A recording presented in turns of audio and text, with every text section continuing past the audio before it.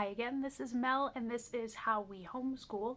If you are interested in learning more about homeschooling so that you can incorporate new ideas into your own homeschooling life, or if you just have questions or concerns about homeschooling, I would encourage you to like and subscribe to our channel. If you have any questions that you want us to answer in future videos, please be sure to leave a comment below the video, any of our videos really. And I am happy to incorporate those questions into later videos. We've got a couple of them scheduled already, but I am always looking for new material. So please feel free to comment. If this is your first time here, I would encourage you to go back and look at some of our previous videos because they might actually be helpful for you, especially if you're a brand new homeschooler. So for this particular video, we're actually going to be continuing on the theme from last week's video, which was how do we homeschool with a large family? Now this week I wanted to focus particularly on how do we make it work with so many young kids in the house. This is something that has come up with a lot of our friends, a lot of our family members, and it is sometimes really a struggle, especially if you have like a very active toddler in the house, for example. It can be really, really difficult when you spend so much of your day just trying to keep this tiny human alive. And you have to also somehow find time to teach your older kids, to help them and tutor them in any subjects that they might need any extra help.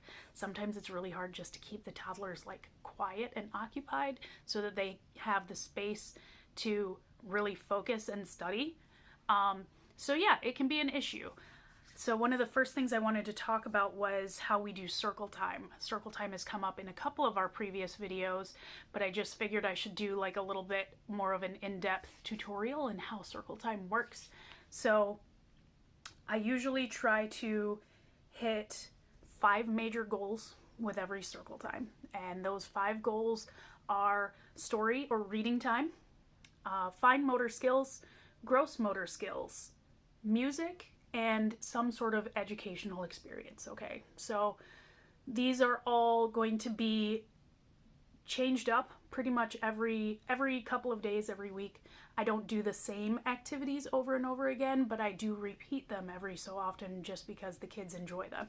So sometimes these 5 things are all going to be on the same theme, meaning in the fall I might have a particular day where I've set aside, okay, it's fall, so we're going to do an apple theme for this given day. Okay, so I'll get a book, maybe like 10 Apples Up on Top by Dr. Seuss, something like that, or something that we pick up from the library if we're looking for something new.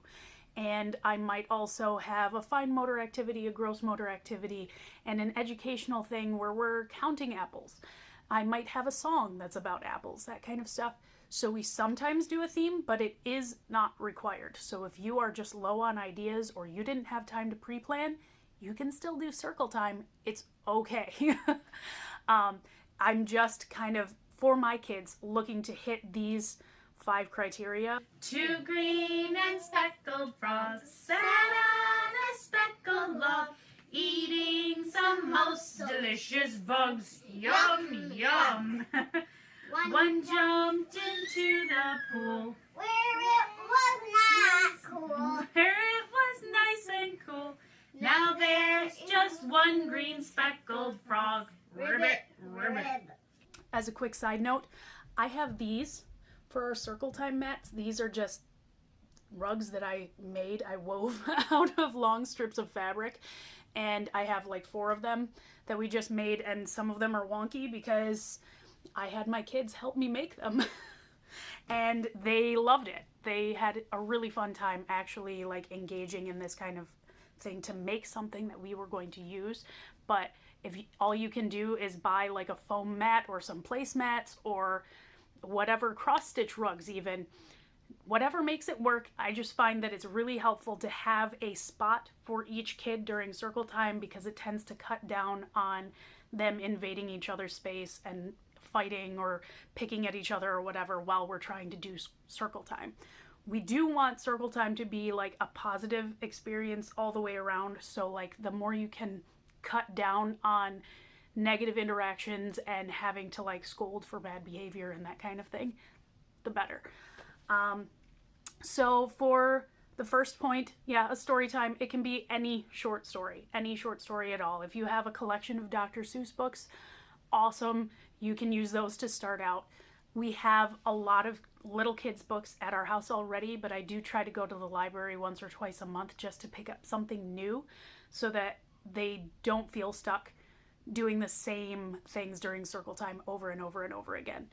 Fine motor skills and gross motor skills, this can be anything that you can imagine. There are thousands of videos online as far as doing songs with like little finger games, doing like the itsy bitsy spider thing. Yeah, that's fine motor skills.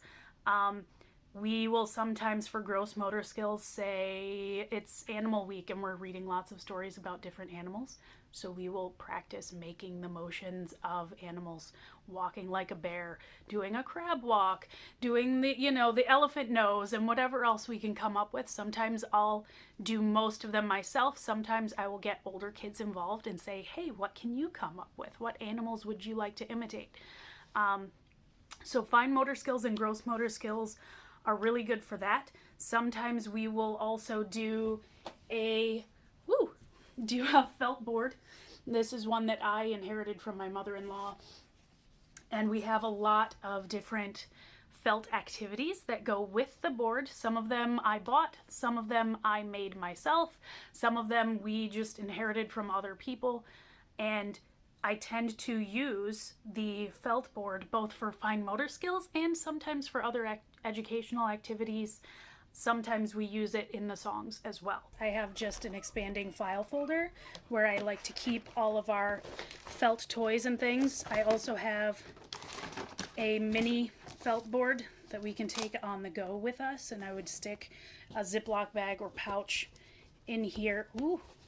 And just carry along whatever felt toys we wanted to take with us. This came in handy for my son's baseball season last year. Here I have a bunch of frogs and a log, and we sing 5 green and speckled frogs while we're playing this. And the kids like to do this during circle time, and they'll take turns having the frogs jump into the water. This one where we talk about different colors and also the vegetables. This came in handy during the spring last year when we were planting our own garden.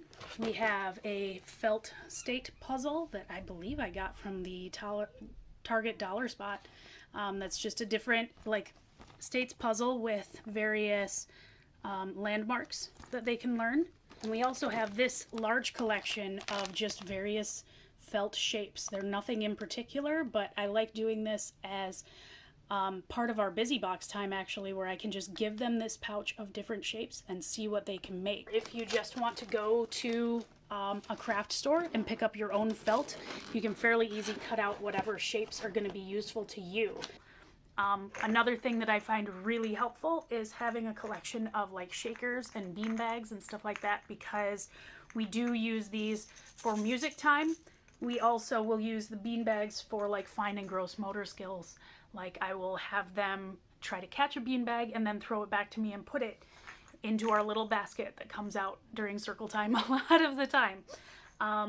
If you go online, you can also find a lot of nursery rhymes and nursery songs that, things that we learned as kids and then sort of forgot about because we don't sing them as adults. But doing things like, Jack and Jill or Humpty Dumpty or all of those classic songs, or even some of the newer songs that sometimes you find preschool videos, like a teacher actually putting videos of their songs up on YouTube. Those are really good resources if you are just trying to come up with new ideas, things to do. So circle time is a really good idea, even if you can't manage it every day. It's something that you can plan ahead just, by half an hour. And spending that half an hour of time preparing something and then a half an hour teaching them can buy you actually quite a bit of time in the long run, so that these kids already had their one-on-one time. They already had a really good educational interaction. So then you are free to let them go off and play and be occupied by other things. And then you can go back to your older kids and work with them on whatever needs work. All right, so this was how we do circle time. I hope to see you all back next week where we're going to be talking about the joy of busy boxes. But this is Mel, and this is How We Homeschool. Have a great week.